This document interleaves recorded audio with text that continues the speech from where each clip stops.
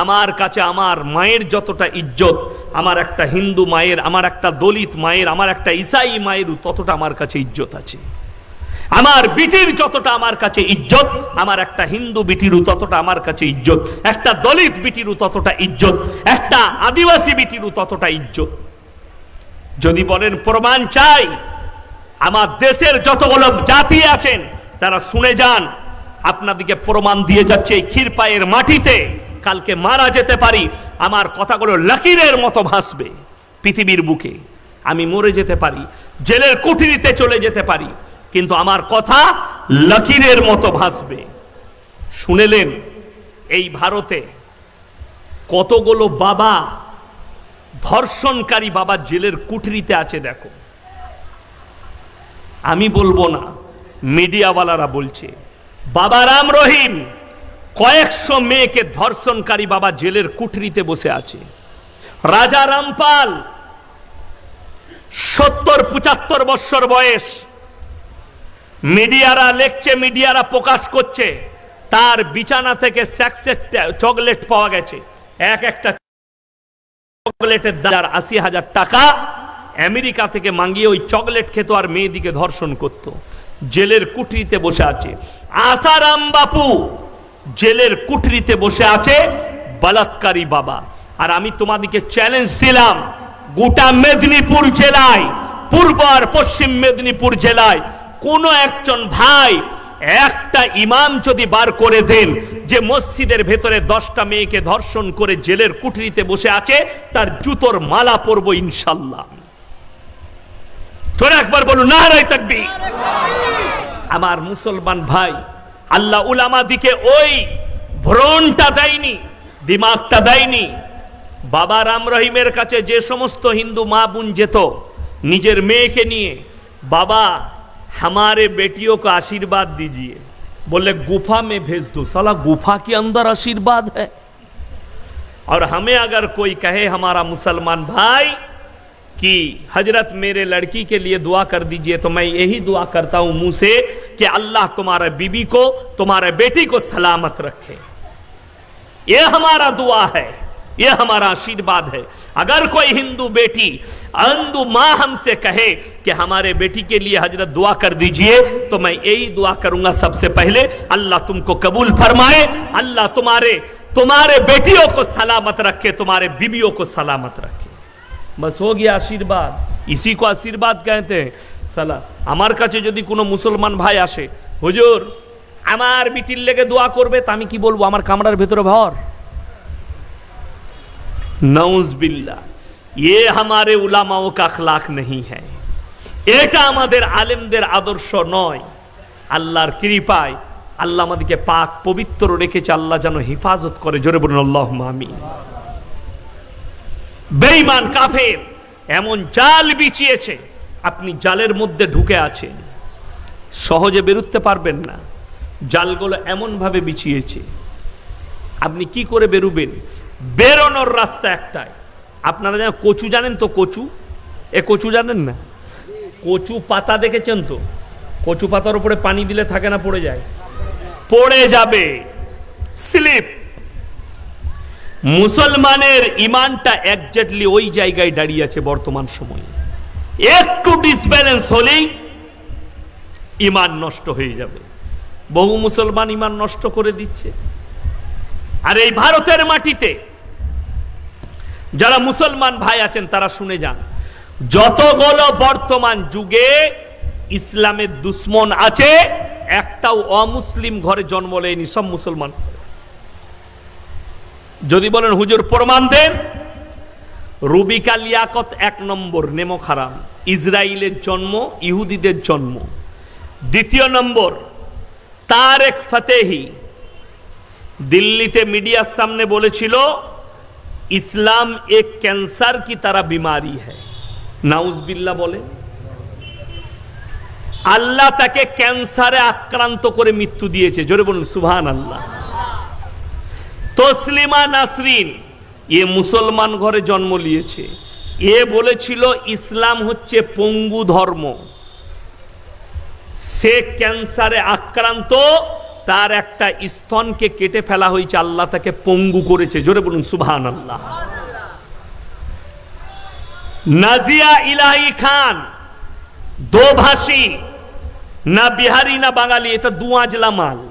কোরসিং poultry মুরগি জানেন, কোরসিং মাল, ইয়ে হচ্ছে কোরসিং মাল, আমাদের রাজ্যে বাস করে, না বিহারি না বাঙালি, জানি না জন্ম কে দিয়েছে, মুসলমান ঘরের মেয়ে। এত খারাপ খারাপ কমেন্ট করেছে ইসলামের জন্য, আপনি অনুভব করতে পারবেন না। আজকে তো কষ্ট ওই জায়গায়, আপনি নিজের জায়গায় স্ট্যান্ড নেই। আপনাকে দেখিয়ে দেবো, তালাকের ওপরে বিল পাস হয়েছে, 100টার মধ্যে 80 জন মুসলমান শিক্ষিতরা বলেছে দারুণ কাজ হয়েছে। ঠিক বললাম না ভুল বললাম? শিক্ষিতরা, জ্ঞানীরা, দারুণ কাজ হয়েছে। কেন বলেছে? সে নিজে ব্যভিচারী, তার স্ত্রীরাও জিনায় লিপ্ত আছে, তাদের বিবিরাও জিনায় লিপ্ত আছে, তার বউ কার সাথে সই সে নিজে খোঁজ রাখে না। আমি বললে বড় কথা, কাল সকালেই গালি দিবে আমাকে ফেসবুকে, যখন বায়ানটা যাবে। যখন তুমি ইসলামে অ্যাটাক করবে, আমি তোমাকে অ্যাটাক করতে কিন্তু ছাড়বো না। তুমি ইসলাম বাদ দিয়ে কথা বলো। ভারতবর্ষে যতগুলো বর্তমান যুগে দাঙ্গা হয়েছে হিন্দু মুসলিম, এগুলোর মধ্যে 100টার মধ্যে 98% দায়ী হচ্ছে এই মিডিয়াওয়ালারা। এরা দাঙ্গা লাগিয়েছে, অন্য কেউ নয়। হিন্দু মুসলিমের মধ্যে বিদ্বেষ ঢুকানোর কাজ করছে আমাদের দেশের এক শ্রেণীর মিডিয়া। এদের কাছ থেকে হিন্দু মুসলিম ভাই আপনারা দূরে থাকুন, আপনারা সরে থাকুন, চোখ দূরে রাখুন। আপনাদিকে বলে যাচ্ছি, এবিপি আনন্দ, আজ তাক, এদিকে মুসলমান ভাইয়া বয়কট করুন। জোরে বলুন ইনশাআল্লাহ। এদিকে বয়কট করুন। আমি প্রকাশ্যে বলছি, আমি 1000-এর বেশি দাওয়াত দিয়ে পেয়েছি, 1000 বারের বেশি। আমার 40,000, 30 থেকে 40,000 জলসা ছুটতে শুরু করেছে ইউটিউব আর ফেসবুকে। আমি 1000-এর বেশি দাওয়াত দিয়ে ফেলেছি যে তোমরা একবার আমাদের মতো মৌলবীর সাথে বসো। বসবে না কেন? ওদিকে চাই বিক্রি হওয়া মৌলবী, যারা ওদের টাকায় বিক্রি হয়ে যাবে, সেই রকম মৌলবী চাই। হক বলনেওয়ালা মৌলবীর সাথে বসবে না, ওদের সে সৎ সাহস নেই। ভারতের চতুর্থ স্তম্ভ আমাকে যদি 24 ঘন্টার জন্য প্রধানমন্ত্রী করেন, একটা মিডিয়াও জেলের বাইরে থাকবে না। এদের সমস্ত 2 নম্বরই মিথ্যা আর হারামখোরি প্রমাণ করে এদিকে জেলের কুঠরিতে ভরে দেব। আর আমি প্রমাণও করিয়ে দেব যে এরা সব চোর আর 2 নম্বরই, আর এরা পালা কুত্তা। মিডিয়াগুলো আমি প্রমাণ করিয়ে দেব। আমার সাথে বসু। একটা মিডিয়াওয়ালা ফোন করেছিল আমাকে কলকাতা থেকে, বাংলা নিউজ। আপনি কবে বাড়িতে থাকবেন? আপনার সঙ্গে কথা আছে, সাক্ষাৎকার নেব। আমি বললাম কি আলোচনা করবে? ধর্ম নিয়ে ডিসকাস করব। আমি বললাম আমার সঙ্গে কথা বললে আমি কিন্তু টেবিলে বই নিয়ে বসবো, কোরআন, বুখারী শরীফ, তিরমিজি, আবু দাউদ, কোরআনের তফসির সব নিয়ে বসবো। বলে না, প্রশ্ন আপনাকে হোয়াটসঅ্যাপে পাঠিয়ে দেবো। আমি বললাম ফোনটা রাখ, দ্বিতীয়বার এই কথাটাই জোবান থেকে বার করবি না, টেনে ছিঁড়ে দেবো জোবানটা। তুই কি প্রশ্ন পাঠাবি? তোর মনে যা প্রশ্ন আছে ইসলাম সম্পর্কে আমার মাদ্রাসায় বসে করবি, লাইভ চলবে, আমি উত্তর দেব তোকে কোরআন আর হাদিস থেকে। আর যদি কোরআন হাদিসের বাইরে প্রশ্ন করো, সে উত্তরও আমার কাছে আছে। হারামখোরের জন্য হারামখোরি উত্তর আছে, ভদ্রর জন্য ভদ্র উত্তর আছে, অসুবিধা কিচ্ছু নাই। বড় কষ্টের বিষয়, সে মাল আর আসেনি আমার কাছে। সে দেখেছে এই মাল বিক্রি হবে না, আমার প্রশ্নের উত্তরও দিবে না।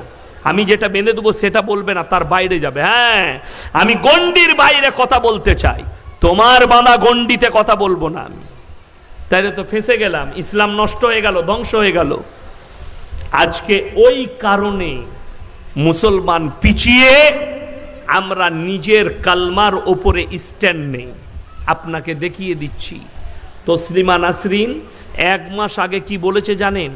মুসলমানরা কোরআন নিয়ে পড়ে আছে আর পৃথিবীর বৈজ্ঞানিকরা চাঁদে পৌঁছে গেছে, আমাদের জন্য অ্যাটাক করেছে। আল্লাহর কসম করে বলে যাচ্ছি, আল্লাহর কসম করে বলছি, কোরআনে আল্লাহ যে চ্যালেঞ্জ ছুড়েছে, পৃথিবীর কোনো শক্তির ক্ষমতা নেই সেই চ্যালেঞ্জকে অ্যাকসেপ্ট করি। জোরে একবার বলুন সুবহানাল্লাহ। যদি বলেন চ্যালেঞ্জ কি? আমার ভাইয়ের, আমার মায়েরা, বোনেরা, শুধু মেদিনীপুর টাউন নয়, পৃথিবীর যতগুলো ডাক্তার বৈজ্ঞানিক আছে সবগুলোকে এক কাছে করুন, কলকাতা ইডেন গার্ডেনে জমা করুন, আর একটা প্রশ্ন করুন, একবার বলে দিন যে ডাক্তার পারবে বলুন, যে বৈজ্ঞানিক পারবে একবার বলে দিন, আল্লাহ মানুষের মধ্যে জানটাকে, রুহটাকে কোথায় রেখেছেন? জোরে বলুন সুবহানাল্লাহ। আজ পর্যন্ত কোনো ডাক্তার বলতে পেরেছে? কথা বলেন। কেউ বুক ফাটছে, কেউ হার্টের ডাক্তার, কেউ কিডনির ডাক্তার, কেউ ব্রেনের, কেউ পিঠের, কেউ চামড়ার ডাক্তার আছে, তাদেরকে এক কাছে করো, জিজ্ঞেস করো আল্লাহ মানুষের মধ্যে রূহটাকে কোথায় রেখেছে। বলার ক্ষমতা তোমাদের নেই।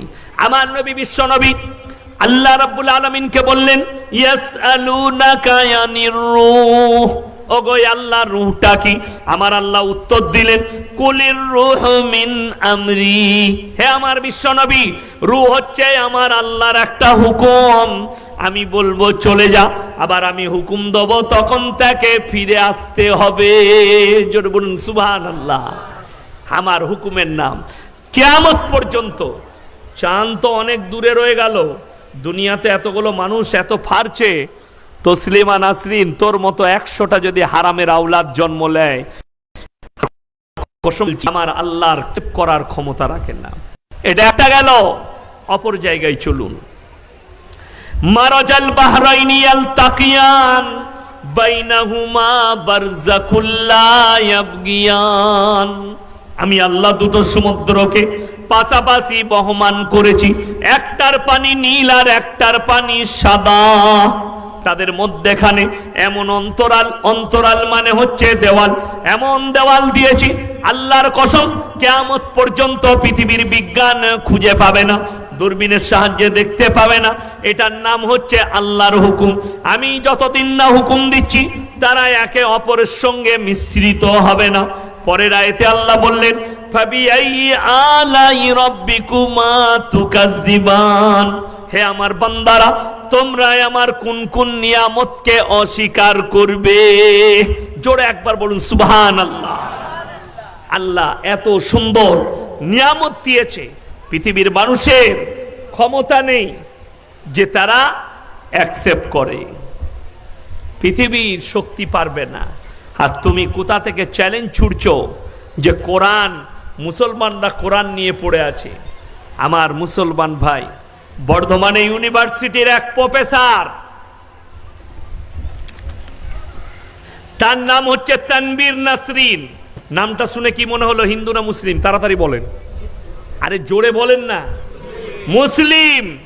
তানবীর নাসরিন, ববি কাট চুল, পেছন থেকে মনে হয় দুলাভাই, জিন্সের প্যান্ট গেঞ্জি পরে, ববি কাট চুল। ইউনিভার্সিটির কনফারেন্সে, প্রেস কনফারেন্সে বক্তব্য রাখতে গিয়ে বলছে, কিছু টুপিধারী লোক এই 1400 বছরের পুরনো কোরআনকে নিয়ে মুসলমান সমাজকে পেচ করিয়ে দিল। জোরে বলুন নাউজুবিল্লাহ।